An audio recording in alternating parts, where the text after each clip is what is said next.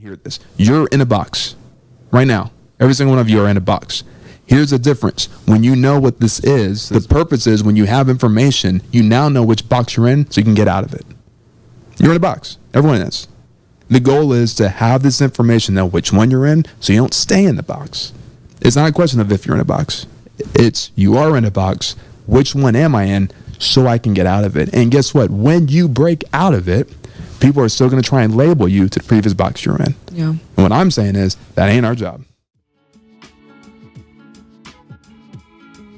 I didn't do the work I did in the past couple of years for them. I did it more for my sanity and my peace of mind. So really, So you need to remind yourself of that then. yeah, it's more of a me thing. Like, I roll. Yeah, okay. When people think like, oh, she's that side of the brain, like this is who she's going to be. Mm-hmm. Like, I guess I just hate being attached. To what you were.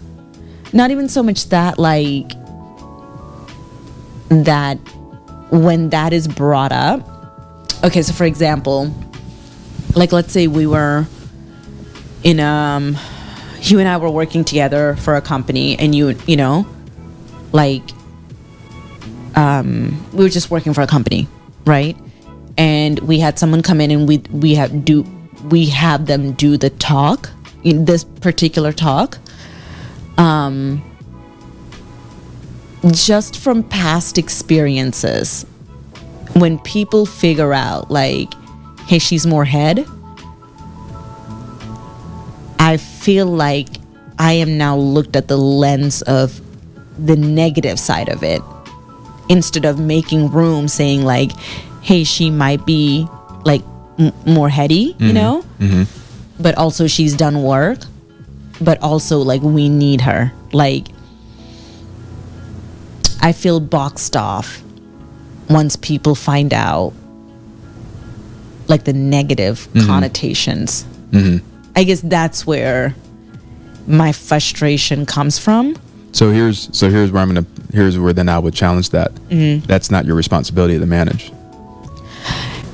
Yes and no. Like, if you're trying to like do work and the people above you won't just let you be that version because they have this preconceived notion, it is Right. harder to do work. For sure, of course. So okay, so what you're talking about is this then. Like anything in life, right? Yes, to answer your question, absolutely. Anything can be weaponized, babe.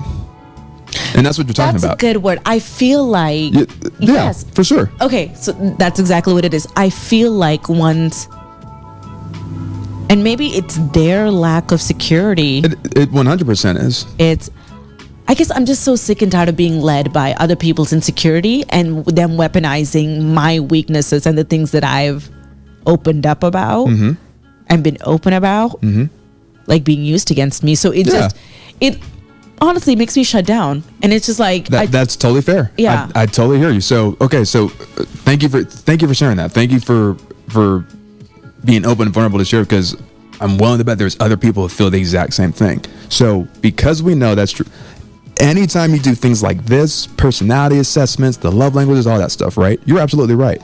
Anytime you learn the strengths as well as the weaknesses, the healthy side and the unhealthy side of those things, that's what makes vulnerability so hard, is exactly what you said. What makes vulnerability so hard is that I gave you the keys to use anything I just said against me. And you're right. That's what makes it vulnerable. Yeah. No one wants to be, because what you're doing is you're actually for whatever reason, you're relinquishing control. I get stuck with insecure people. Well, but so here's where I'm push back, babe. Not always. Well, okay, here's my point. We all do. Yeah. Everybody does. But and that's Yeah. the point. It's insecure people in your life are not going away. And that's what I mean by that. It's not your job to manage them. I can only manage so here's the thing. You ready? It's not going to be it's not going to be the last time I hear, oh, Mark's a pushover, Juby wears the pants in relationship. It ain't going to be the first, it ain't going to be the last. We haven't heard it in years, though. We haven't heard it since pretty much like the beginning of our marriage. I heard about 2 or 3 years ago. But here's my point, though. The when it happened again, the difference was I didn't wear it, because to your point, I know who I am, and that's where I'm going with it. that when you start changing and becoming a healthier version of yourself, you said earlier you didn't want to be boxed in. You ready? We're already in box. Every single one of us are already in the box. I know it's my 8. Like I don't like. I understand, but again, Yeah. here's the point. We all need to accept this. You ready? I'm gonna say this because people do not want to hear this. You're in a box right now. Every single one of you are in a box. Here's the difference. When you know what this is my passion coming out on purpose. The purpose is when you have information, you now know which box you're in, so you can get out of it. You're in a box. Everyone is. The goal is to have this information, know which one you're in, so you don't stay in the box. It's not a question of if you're in a box. It's you are in a box. Which one am I in, so I can get out of it? And guess what? When you break out of it, people are still going to try and label you to the previous box you're in. Yeah. And what I'm saying is that ain't our job. Yeah. Usually when it's a touch and go relationship, I don't wear it. But when it's a relationship that's like constantly around, For sure. That's what hurts the most. and they're just constantly spewing Mm-hmm. what they think is the worst of you over you, it's like, bro, like, do you see any good? You know? So yeah. Yeah, no, absolutely. So it's essentially that this goes back again to the psyche piece. When we change to become healthier versions of ourselves, it doesn't just mess with your psyche. Messing with your psyche is the easiest part, actually. It's when it messes with the psyche of others. Because again, they did not ask for the new you. And that's actually the harder part. And so when people still want to keep, this is actually what the Apostle Paul went through. This is exactly what he went through. In Galatians, when it talks about he went, to Damascus, before he went to Damascus, and he was away for 3 years. Then he comes back, right? Everyone's going like, bro, weren't you the dude who was persecuting everybody? Weren't you the guy who was murdering people? Like, I'd be this is the like, same cat. And then he did. He owned it. Like a rat-ta-ta-ta. And, and Paul didn't what I liked about it, that he didn't run from it. He didn't dismiss it. He said, I did. And not only did he say he did, he doubled down. He said, I was the chief. I was the biggest one. You're right. I did all those. I was the persecutor and I was the murderer. But now, I'm a new person.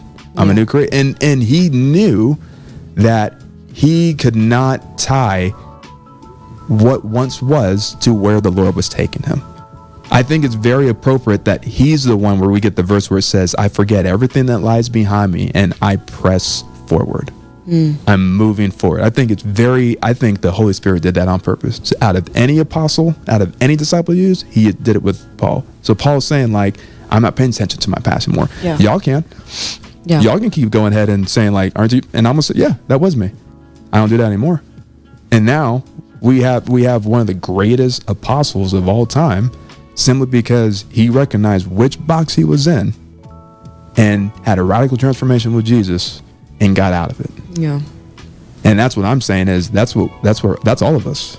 Regardless if we're on the heart side or on the mind side, listen, you're in a box, recognize which one you're in, and invite the Holy Spirit to get you out of it. And when you break out, not if, notice I said when, I speak that over you. When you break out of the box with the help and leadership of the Holy Spirit, it is not your job to manage the expectations of other people. We can't. By the way, this is a current/former recovering people pleaser. If anybody, like, when I think through like, man, what's so-and-so going to think? Trust me. So I'm talking to myself right now. Like, this is a reminder for myself. It's just, it's not our responsibility to manage the voices and narratives and opinions of other people. I can only manage my own. Yeah. And that's where the Lord that's where we have to stay dependent on him. Y'all, thank you so much for tuning in. If you want to see more clips, check out over here. Want to see full whole episodes, check out over here. Otherwise, we will catch you guys on the next one. Have a great day.